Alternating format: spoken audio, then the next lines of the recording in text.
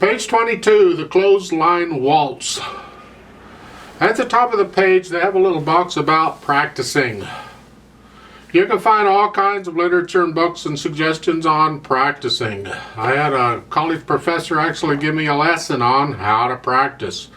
I didn't find out till years later that this is just one way of practicing. There's many different ways of practicing. It's like, wow. So you practice because it takes time to learn the pieces. You have to go over them and over them. This is a physical skill as well as a mental skill. And when you make mistakes, it's important that you fix the mistakes, because if you don't fix the mistakes, then you basically practice the mistakes into the music, and you're guaranteed to make those mistakes all the time. There's not going to be a time when you just miraculously suddenly do it right. If you're doing it wrong in practice, it'll be wrong all the time. And that's why it's important, stop and fix the mistakes. But what is even more important, when practicing and you make a mistake, it's important to stop and think about what caused the mistake. Was it a mental lapse? Was it a physical thing, your hand or your fingers or something? Think about in detail what caused that mistake and what you got to do to fix it. And then go back and try it again and see if you're correct. Because in this way, it'll stick with you. If you just play something a mistake, and then play it again a mistake, and play it again a mistake, and then finally play it again and get it right, and then go on, you haven't fixed it. Because when you come back the next day to play it again, you're going to make the mistake some more. You haven't fixed it. Anyway, I've learned, part of my research, and continuing classes I take, believe it or not, even when you're done with college and all, you still go back occasionally and take classes on things. It's kind of fun. So stop, think about exactly what caused the mistake. Finger in the wrong place, hand in the wrong place, you wasn't thinking right, your mind was somewhere else, whatever it was. And then what you got to do to fix it, I got to put my finger here in my hand wherever, or I got to think about what I'm doing or something. And then you go back and you try it again. See if that doesn't work for you. It makes practicing a lot more work. It takes longer to get through things when you do it this way, but I assure you the corrections you make will stick with you. Especially when you're under pressure and you get nervous, they'll stick with you. No guarantee, but the chances are they will. And that's my take on mistakes. They talk about the Leschetizky method. I have the book on Leschetizky method. He's one of many pedagogues over the years. Has his way of teaching, his style, and things he thinks should be done. There's many other pedagogues with their styles, and it's a lot of fun to read about them, but you have to pick and choose about what makes sense to you. So in Clothes Line Waltz, let's just talk about this. I'm going to start with the right hand. And in this first line on page 22, it's kind of right hand, left hand, because you can see the RH and LH where things are going. So I'm going to stick with the right hand for now. So the first measure is left hand. Second measure is right hand. And we know that from two ways. One is the stems are going up, which tends to tell you it's right. When the notes for both hands is in one staff, then they'll tend to point the stems in the direction of the hand that plays. And secondly, the RH is there to tell you it's right hand. So you 3-2-3, left hand gets the next one, and then right hand again. The F sharp gets the F sharp. This is in the key of G major, 1 sharp. All Fs are sharped, unless there's a natural sign. Well, okay. So then in the second line, there's a bass clef for the top staff. See it? So you come down here for the D. Now your left hand is staying up here, so you got to cross over the left hand to get that. Here. And then next measure is a D here. And then you're going back down. And this is fun. And then you go through and you kind of do it again, sort of maybe. On page 23, it's a little more straightforward. You're up here. Shouldn't be a problem moving your hand around too much here, because either you're between phrases or the left hand's playing and the right hand isn't. So you have time to move your hands when you need to. Fourth measure over on the first line on page 23, you're going to play that dotted half note D with the thumb. I hope. So the next measure, the C sharp G, their fingering is a good one. I like that. Cross over and connect them. And then second line, I like that fingering too. You get this a lot in piano. It's 1 and 4. Because you can connect all these with your fingers. Ooh, I like that. And then new phrase. Same thing. Okay, you get it. Then there's some more there at the bottom of 23 that's similar to the wood stuff on page 22. I don't want to repeat all that. I'm much too lazy. Let's talk about the left hand. The left hand starts it off over here on page 22, like so. Then the right hand's going to play, and then the left hand goes up. Then the left hand gets these chords of that last measure, the first line. They're saying 3-1. It's okay, I tend to do a 2-1, but you can do 3-1, it's fine.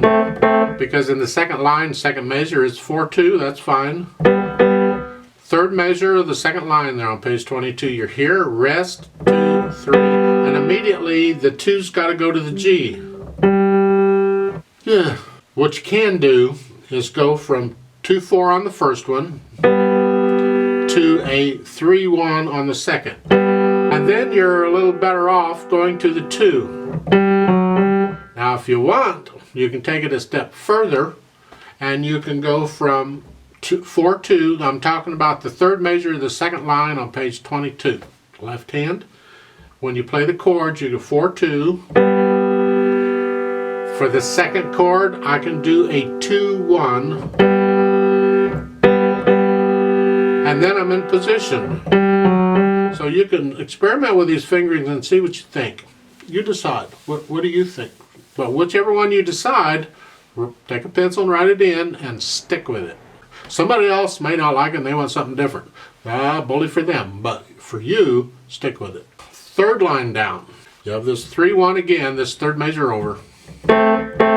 Because the first measure, you know, the left hand's playing the first measure of that. You can do that. You don't. Okay. The last two measures is you got to come up one. Again, you can play with a fingering here. And the third measure over, you can do the 3-1 if you want. And then a 4-2. And then you're in position. Or do it all 4-2.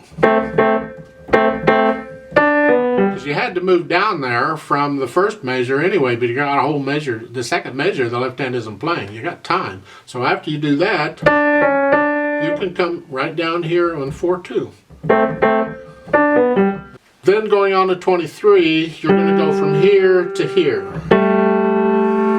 Your between phrases, not that the left hand is phrased, but you got time. You can do, hopefully you can do that. You may have to look down for it, but you can learn the right hand well enough that you don't have to. I mean, the right hand isn't moving. It's already in a position. So if you do have to look down, it's just for the left hand, and you just go. And you don't have to. I mean, you could stay. You just played this chord at the bottom of page 22. You could stay there and play that chord at the top of page 23, 4 and 5. But eventually, you're going to have to move the hand. So you just as well move it at the beginning of the page and come here. Because then you're in position for what comes on for quite a while. And that's pretty much it for the left hand. Everything else I've already talked about. This is straightforward. There's no repeats or nothing going on. They have a little box there. Tempo de valse means, look it up real quick, I'm about to tell you. Tempo means time or speed in music, means speed, how fast. Valse is a waltz. So it's a tempo of a waltz. A waltz tempo. Ugh. How fast is a waltz? Well, there are different speeds for waltzes, but just kind of figure out how fast. At the top of page 23, it's a... Use a melodic line like this to try and figure out how fast you want to play it. This stuff at the beginning is flourish. It's hard to tell, so find a piece of melody where you can concentrate and hear the melody. And is this how fast I want my waltz to go? Do I want a slow waltz?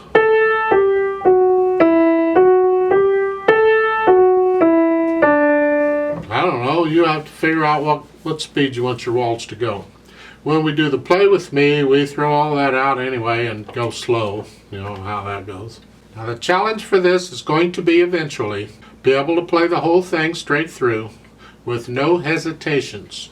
I know you're going to have to look down quite a bit on this, but you got to learn to look down at a glance and then back at the music. You got to learn to just real quick and learn when to look down. You may have to practice the looking down part, but you got to be able to play it without messing up the beat. As usual, try and bring out the melody if you can. When you have these things at the beginning, that's all melody. But then when the left hand is doing these chords, that's not melody. So the melody's got to be somewhere else. So it's got to be these D's. Won't that be fun? That's melody. Over on page 23, the first few measures, it's in the right hand. And then for the last two measures, starting with the last two measures of the first line, it goes to the left hand. So it's going back and forth, and it does this for the first 3 lines or so of page 23. So bring out the melody wherever it is. Now you might be wondering, when do I move my hand? It's a personal thing. You get your hand where it needs to be before you need to play the notes. If possible, it's not always possible. Like in this first line, you start out in this position, it's fine, but then you got to move your left hand up here. When do you move it? Well, sometime when you're playing these notes, I usually move it at the end, toward near like the last note. And then I get it there, and then as I'm playing these notes, usually for me it's toward the end when I'm playing about the last note, I get it there. You can move it up sooner. You can have it sooner than that. There's no rule about when to move a hand. Just get it where you need to be before it needs to be there, if possible. Sometimes you have to move the hands and play immediately, and those are the harder parts. You have to practice that. But otherwise, you just have it ready. You add the dynamics, and you can put those in, and wherever they go, remember they go to the melody, and have fun with it. So let's try it together. 3/4 time. I'll give us 3 counts. Left hand here, and the right hand is here. Okay. 1, ready, go.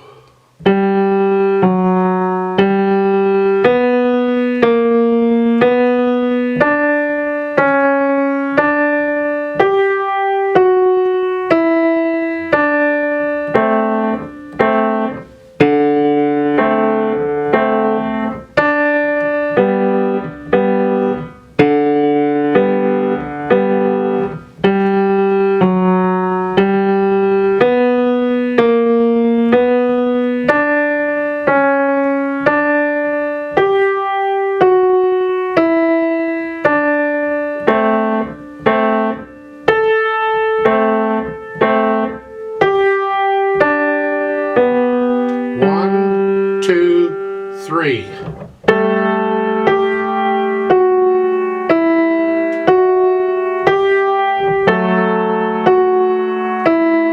1, 2, 3.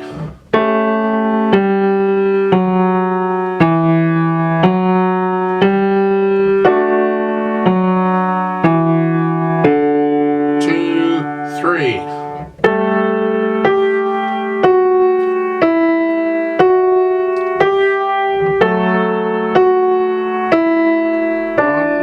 2, 3.